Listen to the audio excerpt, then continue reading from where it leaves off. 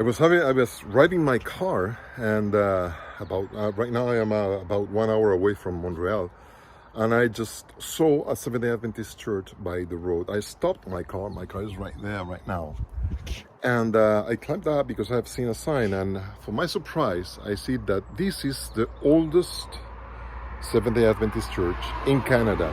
It was founded on September 30th of 1877. And I was wondering the thoughts that were crossing the mind of those first church members here. In the entire country of Canada, the second largest country in the world, this was the very first one. It was a result of an evangelistic series in Magog, a city that is about 15 minutes away from here. And I was wondering, what did the neighbors think about these people those days? More than 151 years ago, around 150 years ago. And I thought even on the church members, they were the first Seventh-day Adventists in Canada. And they thought, who are we? We are very small. We are just a bunch of people, a few dozens. That's it. And the country is so large, the second largest country in the world. Who will notice our presence? I'm sure that these thoughts were crossing their minds, and that they felt so small. But nowadays in the entire country of Canada, there is almost 400 churches, and there is over 76,000 church members, which means that there are more, because we do not count children or people who is not baptized, but they come to church every single Sabbath. And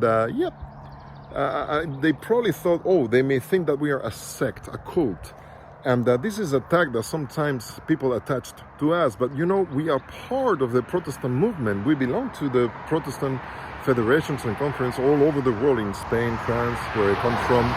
So we are Protestants, and there is an heritage. Of course, we have certain beliefs that makes out of us someone different.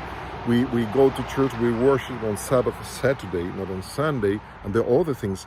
But we underline, we stress the belief in Jesus, and the salvation is exclusively by faith, not because of what you do. But anyway, now I'm not willing to discuss this. I want to stress what did cross their mind those days, the very first days in 1877 September. They probably thought, we are small, we are no one, we are just a few people in a large country.